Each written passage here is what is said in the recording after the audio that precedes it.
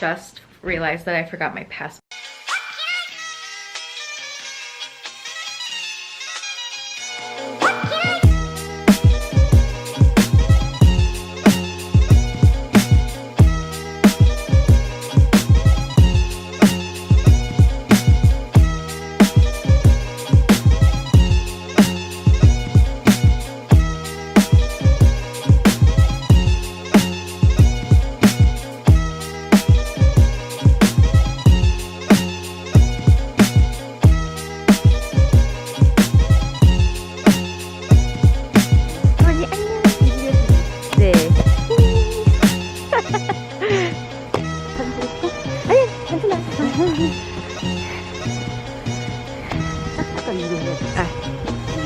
이렇게요?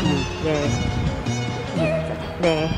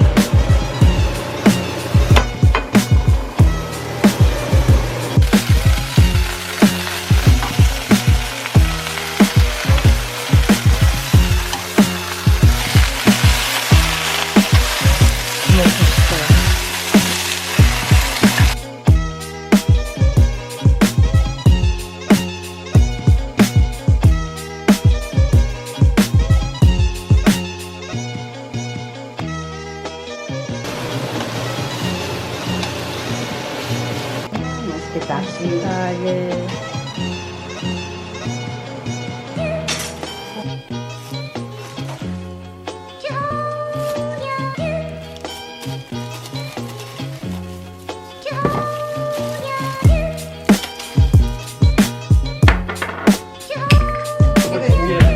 좀 마르면 더 마르면. 자, 젓가락 가져와자. 네. 네. 자, 하림이도 좀 줄까? 우리 하림이 만든 이 잡채 아주 딜리셔스 잘 먹겠습니다. 와. 먹고 나서 딜리셔스라고 해야지. 그 부분은 완전 무비스타 정도. 먹방 하네요. 먹방. 엑셀런트. 조금 달다. 단게 좋지 그래서. Just realized that I forgot my passport in the plane. I put my passport in the front pocket of my plane seat and I just got off and I forgot. Shout out to my aunt and uncle for being the literal best and finessing their friends and finding it for me. Really one of the most scariest moments of my life. The Lord did not have to go through such a tough time making me a dumb bitch.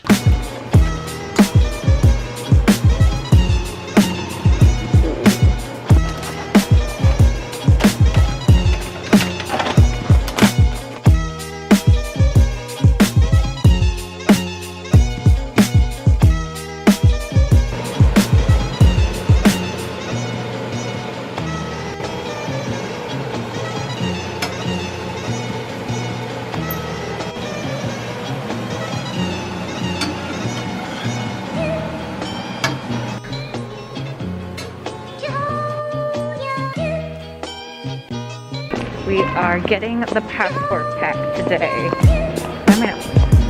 They said it's at the counter, so we're just gonna go. Forgive the focus, it's not focusing on my face. Found the passport.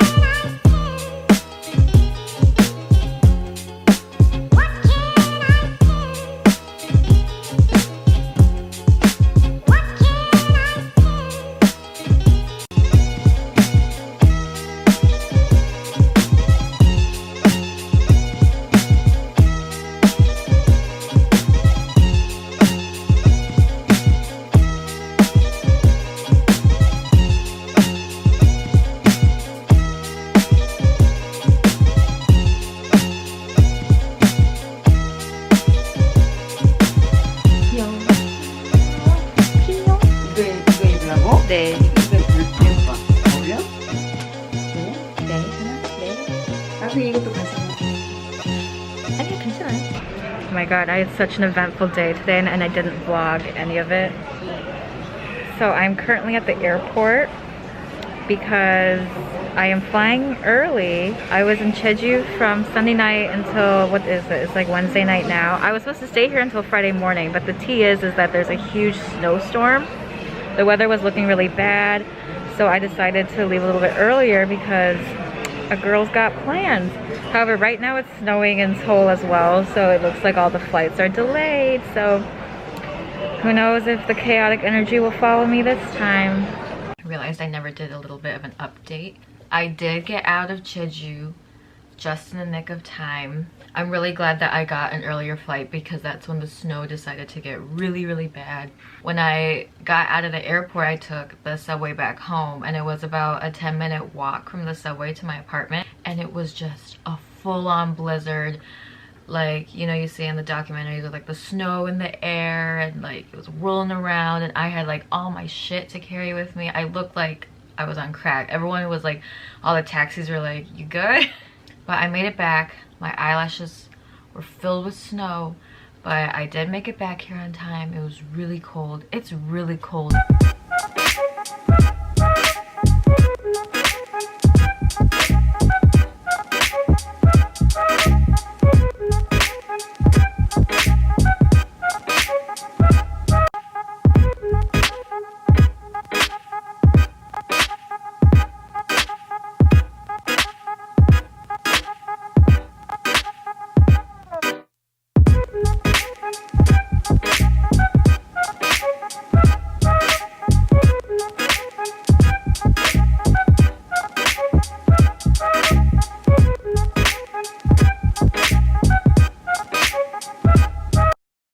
Look at this wine bottle. Charlotte did her best. It broke. Koreans don't give up. 포기는 대충만 말이다. Maybe I need to give up. Maybe I'm not Korean. 아니야. 포기는 뭐? 배추 때. 말이야. 이게 더 어려워. 할 수 있어. Now is a fork. The Chronicles. Seriously. I got something. Oh my god. Miss Charlotte is a fighter. A paleontologist. Season 4. Can she How do to fight it? a lion. Can she do it? I will. I'll show you.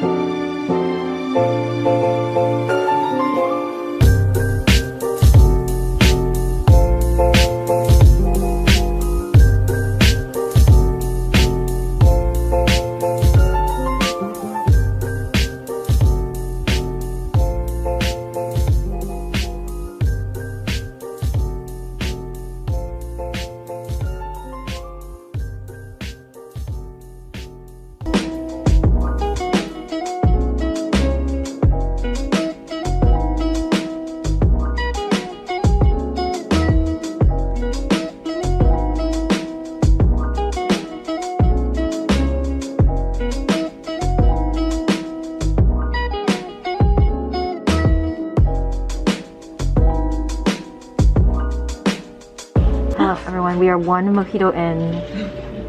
One in. How are He's you gonna get more feeling? drunk. How are you feeling, Ada? I'm feeling it a little bit. Feeling it, Mr. Krabs. The Asian flush has already entered. Can you see, like, Glow. It's a glow, not a flush. it's a glow. It's a glow. It don't look like a glow, but it's a glow.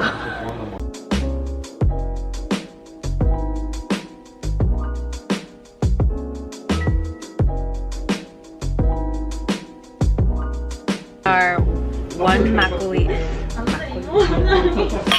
You have some ketchup with you? I know, I'm the slowest drinker left. Hey, how are you feeling, Ada? Feeling it for sure. We're like on a scale of 10. We're at Do need some soju though before we hit awesome. Do you see how I was about to say? Glowing. She's a glower. It's fine. Is it blush or is it drinks? We'll never know. Cuter, my big old. This is the mood, everybody. This is Princess Ada. She flirted with her hardcore. I'm a princess. She is a princess, and I was like, I believe it. I believe she is. Cheers. I just tipped over the Ada flirted with this. Who is he? Love my life.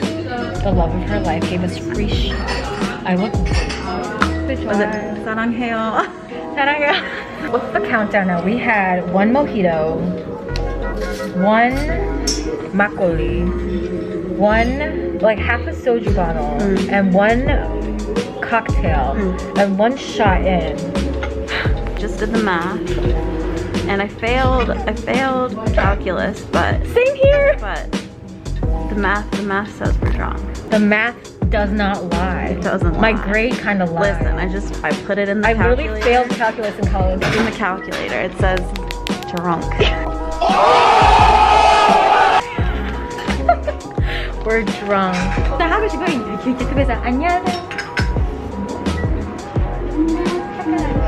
You guys, he gave us free TVC. Stop it, he literally gave us free TVC. I'm literally crying. I'm crying. If you don't marry him, I will. And I'm literally in a relationship.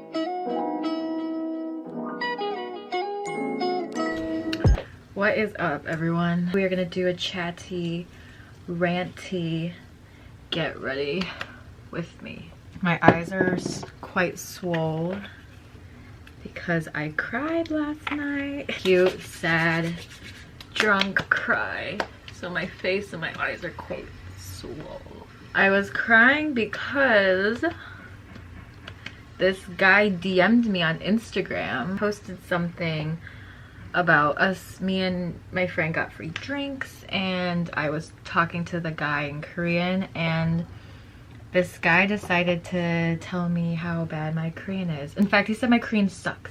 And I would be more surprised at this, but this just seems to be a very common sentiment felt by all people here in this country. I would just address it for you all. Just get this off my chest. I'm not one to glorify my struggles, but I think it's funny. I don't think this is funny in particular, but I just think it's something to talk about, because what if another gyopo Korean American, Korean who was raised abroad, could share that sentiment with me. For those of you who aren't gyopos, you could just be entertained by this, I guess. I was born in South Korea. I was born here, but I moved to the States when I was quite young. So I moved to the States when I was almost a baby, and so I certainly didn't learn a lot of Korean. My mom in particular didn't want to go to a Korean church because she just had her reasons.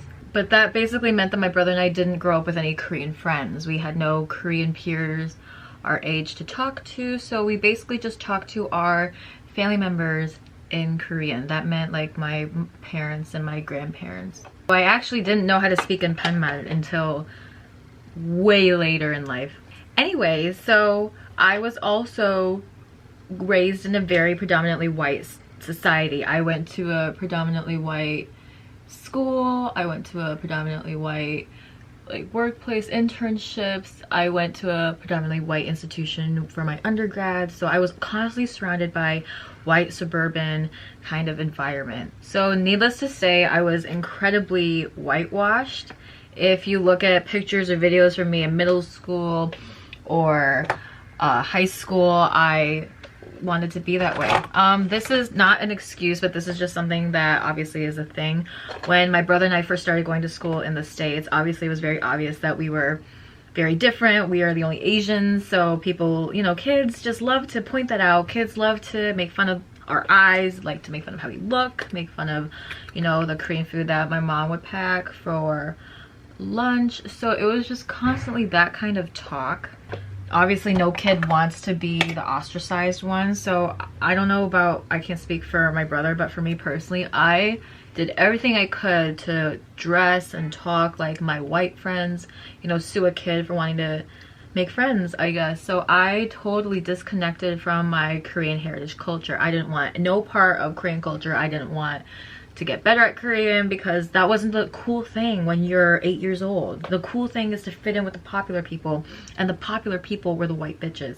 So I wanted to look like them, I wanted to talk like them, and I wanted to act like them. It wasn't until I went abroad to South Korea, I went abroad to South Korea when I really wanted to get back to my roots, because I felt like I felt really disconnected for a really long time. I grew up in, like I said, a predominantly white society, so I really didn't have a lot of resources at my disposal to get reconnected with my Korean culture. However, I am very proud to be Korean, and my family is incredibly traditional. Like, all of my Korean American friends will attest to this. My parents and my family are probably way more traditional than the average Korean family. They hold a lot of strong Confucian values to heart. So they raised us as if we were still in Korea. So I do understand a lot of Korean culture because I grew up with very traditional, very Confucian, very Korean parents. So when I went abroad, that totally fundamentally changed my viewpoint on Korean culture. However, with that being said, I lost a lot of Korean language skills that I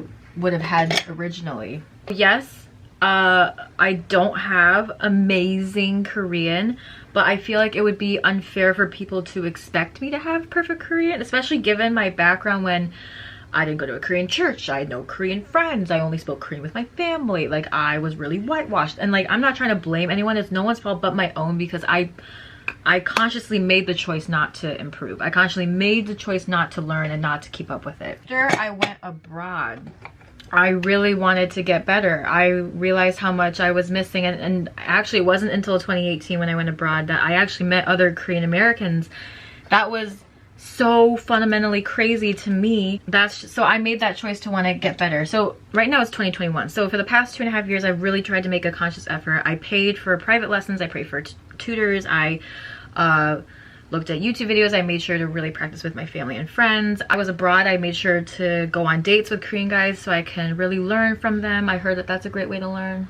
All that to say that I really made the effort. I've now been out of quarantine, I want to say, for about 2.5, 3 weeks now, and I'm not trying to be dramatic. If I went back to my calendar, I went back to my planner, and on every calendar day I can pinpoint one stranger, one friend, one family member who has shitted on my Korean. Said like, oh, maybe like your Korean's kind of odd. Like, they literally said like I was bad, that I sucked or whatnot. Like taxi drivers, it was like the agent at the nail shop, the agent at the hair salon, it was like the agent who sold me shoes, it was a friend of mine, it was some guy I matched with on Tinder. Like, all these people who are just constantly like, you are so bad at Korean. Can we just unpack that for just a second?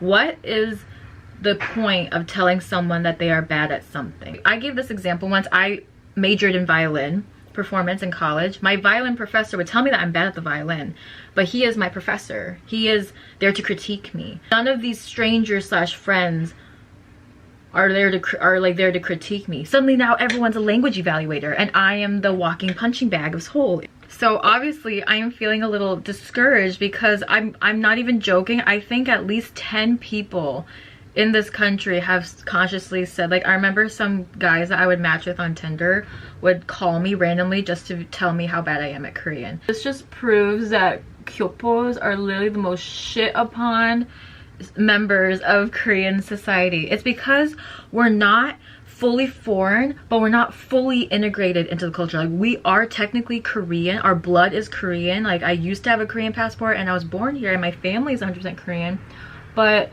to their standard, I'm not. But I'm not 1000% a foreigner because I obviously don't look like one.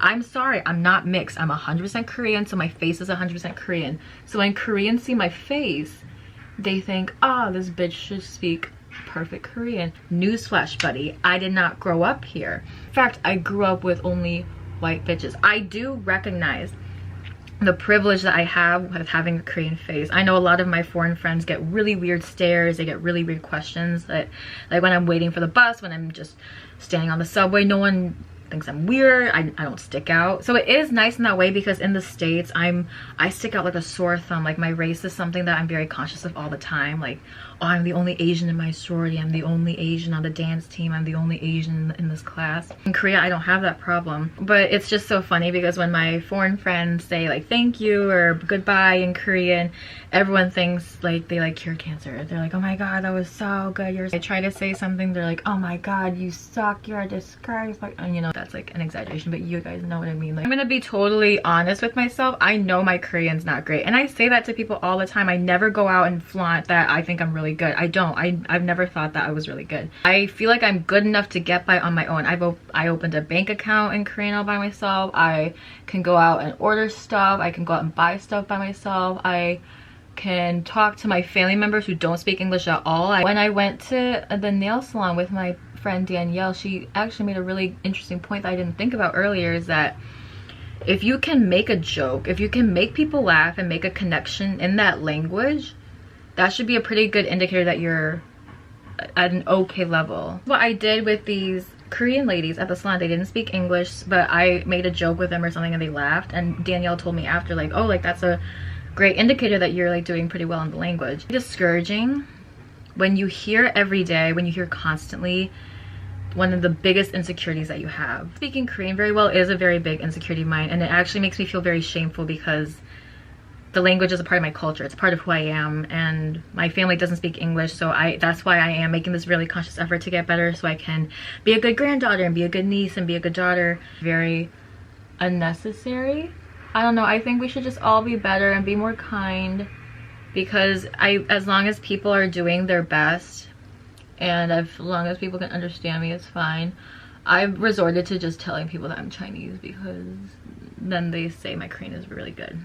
I think living in Seoul is so much fun. It's so great if you're a full foreigner or if you're a full Korean.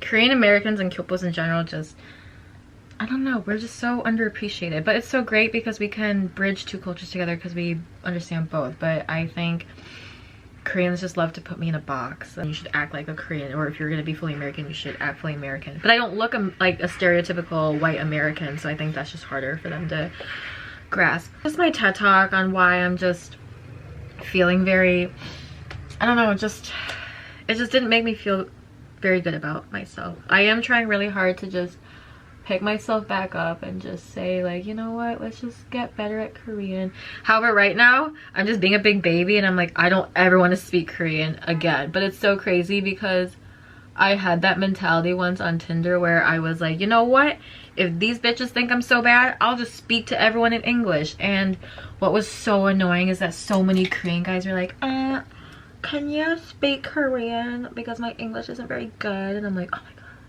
And it's crazy because if I just walk out in public and just think, you know what, screw this, I'm just going to speak English to everyone, like, then no one would understand me. So it's just very like, but it's crazy because to my foreign friends I'm like super good, but then to Koreans they just love to shit on it. They just love to, I don't know. And it's like, it's because I put so much effort into learning Korean, so I just feel like my efforts are in vain. Obviously I'm just not comfortable personally telling someone that they're bad at something, anything. Even if they were bad, I wouldn't feel the need to tell them that they're, I don't know, do people do that? Do you all do that? Y'all shouldn't. That's my TED talk. I'm gonna finish the rest of my face.